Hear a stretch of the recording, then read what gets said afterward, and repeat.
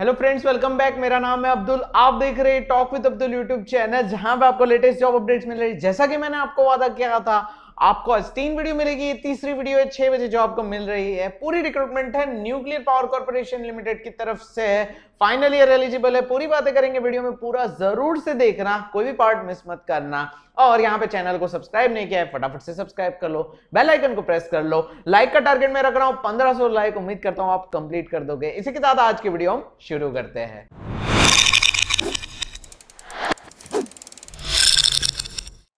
यहां पे वीडियो शुरू करने से पहले मैं आपको बता दूं, कल संडे बहुत इंपॉर्टेंट वीडियो है, जरूर से देखना। एक्साइटेड हो या नहीं मुझे जरूर से बताओ कमेंट सेक्शन में। और टेलीग्राम ग्रुप ज्वाइन नहीं किया है तो फटाफट से ज्वाइन कर लो, लिंक डिस्क्रिप्शन में मिल जाएगी, या फिर टेलीग्राम में सर्च करोगे टॉक विद अब्दुल तो भी आपको वहां पे मिल जाएगा।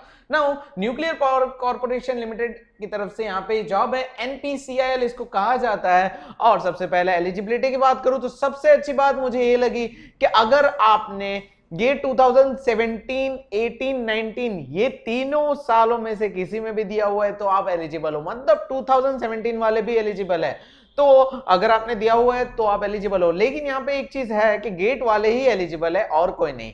फाइनल ईयर वाले अप्लाई कर सकते हैं 2019 में। अगर आप इंजीनियरिंग कर रहे हो, रिजल्ट का वेट कर रहे हो, तो जरूर से आप अप्लाई कर सकते हो, क्लियरली बता दिया है। और यहाँ पे अगर हम बात करें ब्रांचेस के बारे में, तो यहाँ पे और एक बात है कि ब्रांचेस तो मैं बात कर ही लूंगा कि, लेकिन ये जो लिंक है यानी कि ये जो कंपनी की रिक्रूटमेंट है वो 9 अप्रैल से शुरू होने वाली है। इसका अनाउंसमेंट आ चुका है, नोटिफिकेशन, ऑफिशियल नोटिफिकेशन रिलीज हो चुका है। इसकी अनाउंसमेंट होगी 9 अप्रैल को और यहाँ पे ये चलेगी करीबन 23 अप्रैल तक। सो करीबन आपके पास समझ सकते हो कि 13 से 14 दिन अवेलेबल होंगे आपको सोचने के लिए, अप्लाई करने के लिए। ना ब्रांच के बारे में डिस्कस कर लेते हैं। तो यहाँ पे अगर आपने मैकेनिकल किया हुआ है, केमिकल किया हुआ है, इलेक्ट्रिकल किया हुआ है, इलेक्ट्रॉनिक्स एंड कम्युनिकेशन किया हुआ है, फिर इंस्ट्रूमेंटेशन किया हुआ है और सिविल किया हुआ है, तो आप अप्लाई कर सकते हो। आपने इन ब्रांचेस में से अगर आपने गेट दिया हुआ है तो आप अप्लाई कर सकते हो। अब ये ब्रांचेस के कुछ सब ब्रांचेस होती है वो भी अप्लाई कर सकते हैं, ठीक है, कोई दिक्कत वाली बात नहीं है ना। यहाँ पे किस में कितनी वैकेंसी है तो सिर्फ अनरिजर्व्ड कैटेगरी की बात करूंगा, बाकी सब यहाँ पे आपको इमेज में डिस्प्ले हो जाएगा।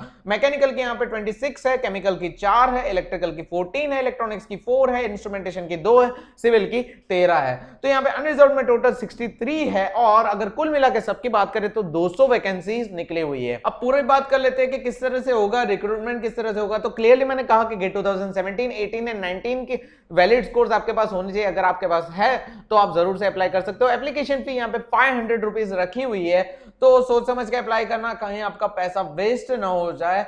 तो जरूर से यानी मतलब पूरी तरह से सोच लो। जनरल कैटेगरी वालों के पास से 500 रुपीज है और यहाँ पे ओबीसी वालों के पास भी 500 रुपीज है। बाकी एससी एसटी वालों को यहाँ पे एक्सेप्ट किया हुआ है फीस से, इनके पास से किसी भी तरह की फीस चार्ज नहीं करेंगे ना। यहाँ पे क्वालिफिकेशन की बात कर ली। अब मैकेनिकल में प्रोडक्शन वाले भी आ जाते हैं, वो भी अप्लाई कर सकते हैं। इलेक्ट्रिकल में इलेक्ट्रिकल एंड इलेक्ट्रॉनिक्स वाले अप्लाई कर सकते हैं। इलेक्ट्रॉनिक्स में electronics and communication, telecommunication, controls, instrumentation, वो भी अप्लाई कर सकते हैं। और इंस्ट्रूमेंटेशन में instrumentation and controls, instrumentation and electronics, वो भी अप्लाई कर सकते हैं। और सिविल वाले और केमिकल वाले तो एक ही ब्रांच है। अब यहाँ पे दूसरी यहाँ पे एज की बात करें तो यहाँ पे एज लिमिट जनरल वालों की 26 इयर्स का है। बहुत कम है, बहुत कम है।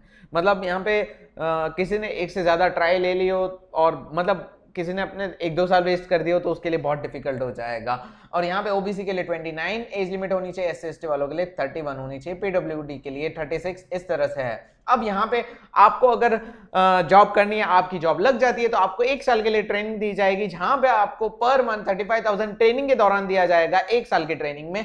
और यहाँ पे एक टाइम का बुक अलाउंस आपको दिया जाएगा 10,000। बाकी जो उनका लॉजिंग होता है, एकोमोडेशन होगा, वो एनपीसीआईएल की तरफ से होगा। एक बार आपका सब कुछ कंप्लीट हो गया तो आपको यहाँ पे 4,30,000 यानी कि 4,30,000 का बॉन्ड साइन करना है, जिसमें आपको कहना है, मतलब आपको एक्सेप्ट करना है कि आप ट्रेनिंग के बाद 3 साल के लिए काम करोगे। इसका जो पूरा स्टेटमेंट है वो आपको यहाँ पे स्क्रीन पे दिखा देता हूं। तो ये आपको बॉन्ड साइन करना है। अब देखो यानी कि ट्रेनिंग जैसे ही खत्म हो जाती है तो आपको मिलेगा 56,100 का पे मैट्रिक्स से सैलरी होगी, लेवल 10 की पे सैलरी होगी। तो बहुत अच्छी बात है ये, तो मतलब गवर्नमेंट जॉब है, परमानेंट है, 3 साल में क्या फर्क पड़ जाता है, कंपनी भी अच्छी है, कोई दिक्कत वाली बात नहीं है। टेक्निकल जॉब है तो यहाँ पे बॉन्ड साइन कर लेना चाहिए। वैसे जनरली होता ही है, कोई दिक्कत, जहां ज्यादातर 3 साल से ज्यादा काम कर लेते हैं तो कोई प्रॉब्लम नहीं है, कर लेना चाहिए। अगर आप सिलेक्ट हो जाते हो तो बहुत अच्छी बात है।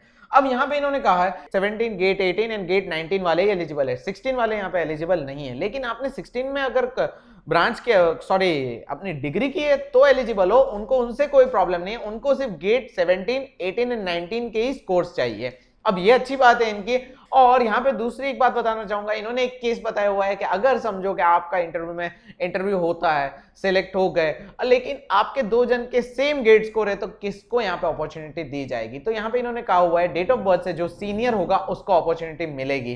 तो यहाँ पे जो सीनियर होगा भले आपका गेट स्कोर सेम है लेकिन सीनियर को अपॉर्चुनिटी दी जाएगी। और यहाँ पे एक पोस्ट के लिए 12 लोगों को बुलाया जाएगा, मतलब एक वैकेंसी के लिए 12 लोगों को बुलाया जाएगा, तो उस हिसाब से रिक्रूटमेंट की जाएगी। ये भी इन्होंने स्टेटमेंट बताया गया है और उसके हिसाब से उन्होंने गेट के रिजल्ट्स की तो जो मेरिट होगी वो निकलेगी। अब आपको अप्लाई करना हो तो अप्लाई जरूर से कर देना। सो यहाँ पे एक और चीज भी बताई हुई है कि यहाँ पे अगर स्टेटमेंट पढ़ोगे तो ये भी है, candidates will be shortlisted for interview as detail अब finally selection will be done solely on the basis of performance in the personal interview. Personal interview में जो परफॉर्मेंस होगा उस बेसिस पे सिलेक्शन किया जाएगा। और जहां पे सिलेक्शन में यहाँ पे कहा गया है कि वेटेज गेट स्कोर को नहीं दी जाएगी, अनरिजर्व्ड कैटेगरी वालों को 70% पर्सनल इंटरव्यू पे फोकस करेंगे और SC ST OBC EWS PWD के लिए 60% यहाँ पे फोकस करेंगे। बाकी का जो परसेंटेज होगा वो गेट स्कोर में जाएगा। इसका मतलब अब यही सारी बातें, इसमें कुछ है नहीं। अगर आप प्रिपेयर कर रहे हो तो जरूर से यहाँ पे करो।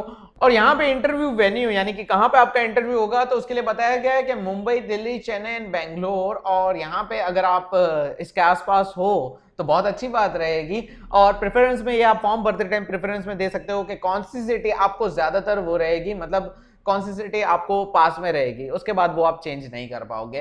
तो बेसिक जो भी बातें थी वो मैंने बता दी है। डॉक्यूमेंट्स और कौन से सबमिट करने हैं वो भी आप देख लेना।